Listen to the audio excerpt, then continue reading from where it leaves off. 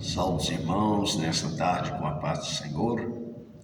Estou aqui para trazer uma passagem da palavra do Senhor e que essa passagem possa estar aí abençoando a sua vida, abençoando a sua casa nesta hora. Quero aqui trazer uma passagem em 1 Pedro, no capítulo 4, versículo 1 a seguir. Creio eu que esta palavra estará falando no seu coração, falando na sua vida, porque a palavra do Senhor, ela é viva e eficaz. Ela tem um poder tremendo sobre as nossas vidas. E ela é o alimento para a nossa alma, o alimento para o nosso espírito. Assim disse Jesus, que nem só de pão viverá o homem, mas sim de toda a palavra que sai da boca do Senhor. A palavra nos diz assim: ora, pois já que Cristo padeceu por nós na carne, amai-vos também vós com este pensamento, que aquele que padeceu na carne já acabou com o pecado, para que no tempo que vos resta na carne, não vivais mais segundo as concupiscências dos homens, mas segundo a vontade de Deus. Porque é bastante que no tempo passado da vida fizéssemos a vontade dos gentios, andando em dissoluções, concupiscências, orgias, glutonaria, bebedice e abomináveis idolatrias, e acham estranho não corredes com eles no mesmo desfriamento e a dissolução, blasfemando de vós, o quais hão de dar conta àquele ao que está preparado para julgar os vivos e os mortos, porque por isso foi pregado o evangelho também aos mortos, para que, na verdade, fossem julgados segundo os homens na carne, mas vivessem segundo Deus em espírito. E já está próximo o fim de todas as coisas, portanto, sede sóbrio e vigiai em oração. Meus amados, nós vemos ao título desta mensagem, viver para Deus. Quando nós olhamos esse título, viver para Deus, nós vemos que é contrário aos pensamentos do mundo, é contrário aos pensamentos do ser humano. Porque muitas vezes a pessoa pensa em viver para ele. E quando se fala viver, eles pensam que é aproveitar tudo aquilo que o mundo oferece. Quando uma pessoa se diz que ele está aproveitando a vida, é quando ele está quando ele está aproveitando tudo aquilo que o mundo está oferecendo. Essa pessoa pensa que ele é feliz. E muitas vezes nós, como servo de Deus, nós precisamos observar que o mundo, ele vem com seus enganos, Ele muitas vezes, o mundo ele vem com a aparência das coisas boas. E muitas pessoas cristãs, até que conhecem a Deus, têm caído dentro dessas façanhas que o mundo oferece. Mas aqui nós vemos nessa tarde, através da palavra do Senhor, que viver para Deus é diferente. Viver para Deus muitas vezes é você negar a você mesmo. Viver para Deus é você carregar a sua cruz. Viver para Deus é muitas vezes você dizer não para as coisas que o mundo em si oferece. Viver para Deus é buscar as coisas que são do alto e não as que estão sobre a terra. E muitas vezes o viver para Deus, eu digo os amados, que Ele traz mais prazer, mais alegria diante do Senhor. Porque muitas vezes nós vemos muitos crentes tristes, abatidos, muitas vezes sem forças para buscar o Senhor, porque eles envolvem-se nos prazeres do mundo.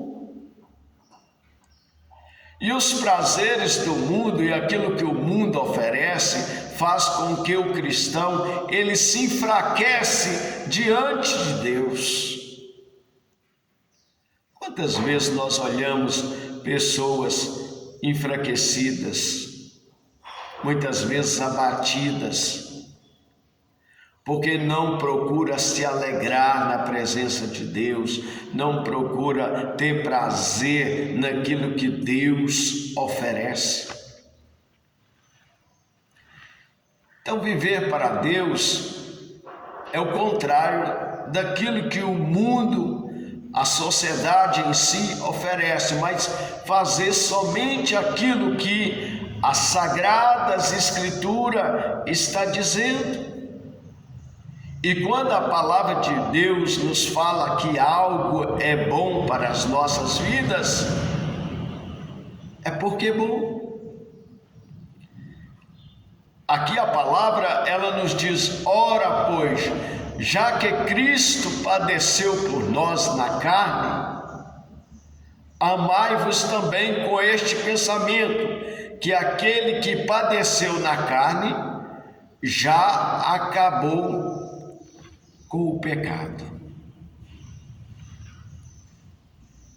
Porque o pecado em si, ele traz um certo tipo de prazer, mas depois vem a destruição, porque o pecado, ele traz destruição à vida de um crente. No momento que você esteja ali no pecado, talvez alguns momentos de alegria, alguns momentos de prazer, mas quando passa aquela situação toda, vem a tristeza, vem o abatimento. E aqui a palavra nos diz que aquele que padeceu na carne já acabou com o pecado, para que no tempo que vos resta na carne, não vivais mais segundo a carne, segundo as consciências dos homens, mas segundo a vontade de Deus. Nós precisamos sempre fazer a vontade de Deus. A vontade de Deus é boa e agradável. E ela sacia a nossa alma, ela sacia o nosso espírito.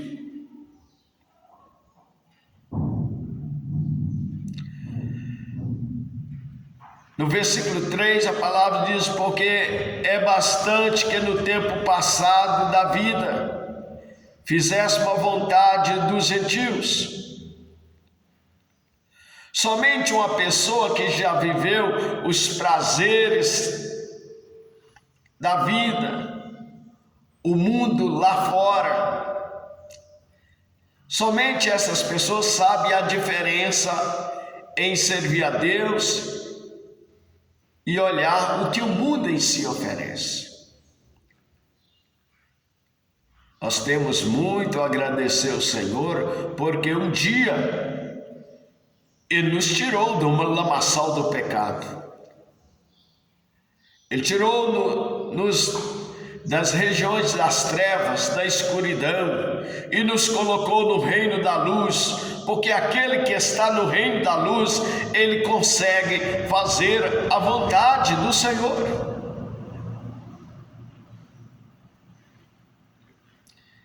A palavra aqui nos diz que nós não devemos andar segundo a vontade dos gentios, andando em dissoluções, concupiscências, orgia, glutonaria, bebedice, abomináveis, idolatria. Então fica olhando, meu amado,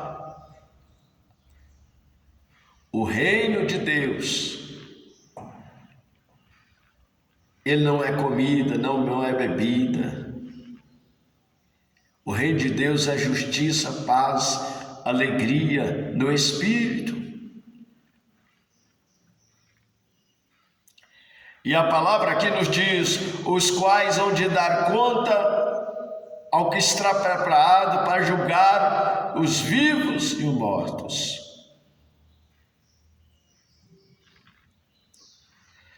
Então, um dia, todo ser humano, todo ser vivente que passou por essa terra vai ter que comparecer diante de Deus e vai ter de dar conta dos seus atos, das suas ações diante do Senhor, porque todos nós um dia vamos comparecer diante daquele que julga os vivos e os mortos. Todos nós vamos comparecer diante de Deus e temos que prestar conta daquilo que nós fizemos.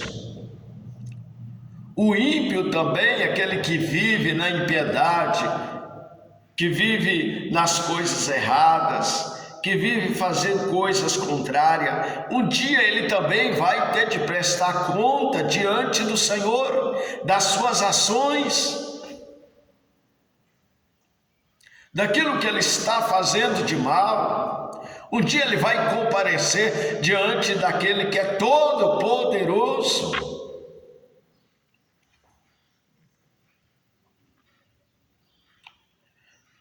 Aqui nós vemos Pedro dizendo: os quais hão de dar conta ao que está preparado para julgar os vivos e os mortos. Porque por isso foi pregado o evangelho também aos mortos. Eu fico olhando o evangelho. Ele é a salvação de todo aquele que crê. O Evangelho, ele há de ser pregado aos vivos e aos mortos. A palavra nos registra que Jesus, quando ele padeceu naquela cruz, ele desceu às regiões mais baixas, onde estavam todos os mortos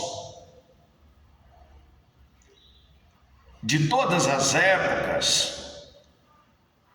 Jesus desceu naquele lugar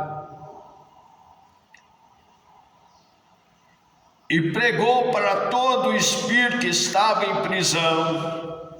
Então, o evangelho também foi levado aos mortos. Jesus levou a salvação, a pregação àqueles que estavam mortos.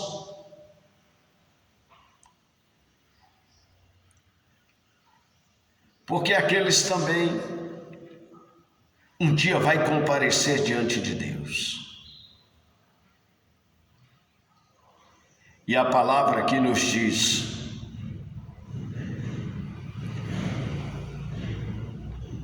porque por isso foi pregado o evangelho também aos mortos, para que na verdade fossem julgados segundo os homens da carne, mas viver segundo Deus em espírito. Fica olhando.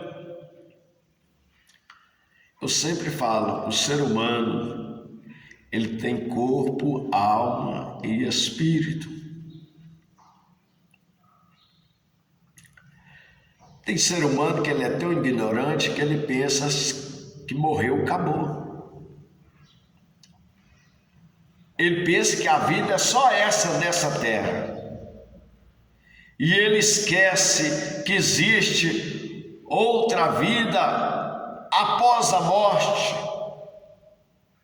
A ignorância é tanta, mas tanta, que ele pensa que ele vive como um animal.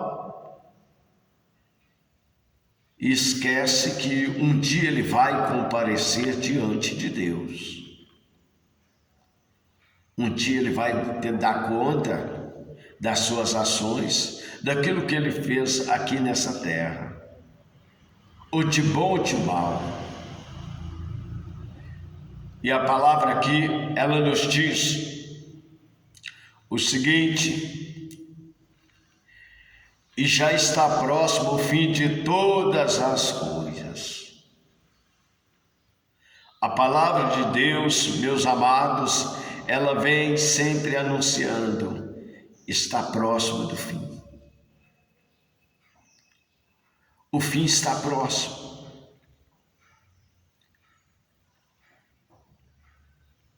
É um alerta para todos nós. É um alerta para todo aquele que quer a salvação. O fim está próximo.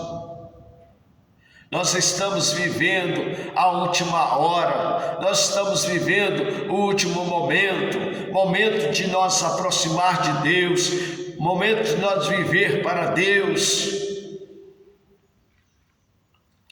Nós estamos na última hora. Porque o tempo do fim está próximo.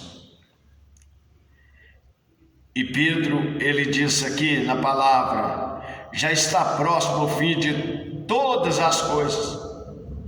Portanto, sede sóbrios.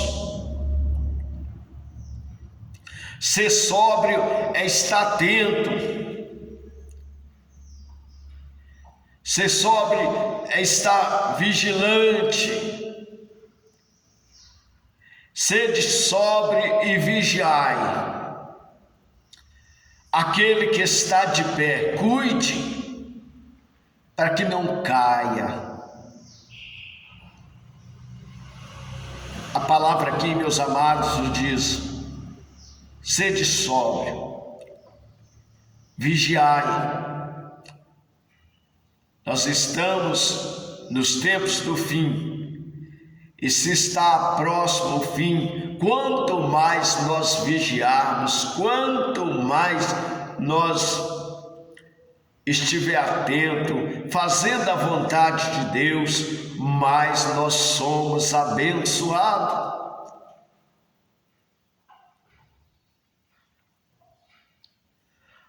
A palavra nos diz: vigiai em oração. Porque o tempo está próximo. E neste momento eu pergunto aos amados: quanto tempo você tem orado? Quanto tempo você tem tirado para examinar as Escrituras, para conhecer a Deus, para viver na presença de Deus.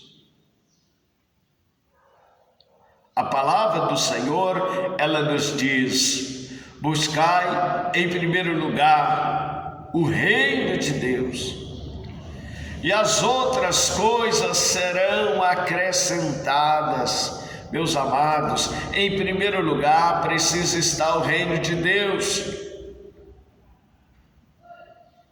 Ao contrário do mundo, o mundo ele busca em primeiro lugar os prazeres. Para muitas pessoas, o Senhor está no último lugar e não no primeiro lugar.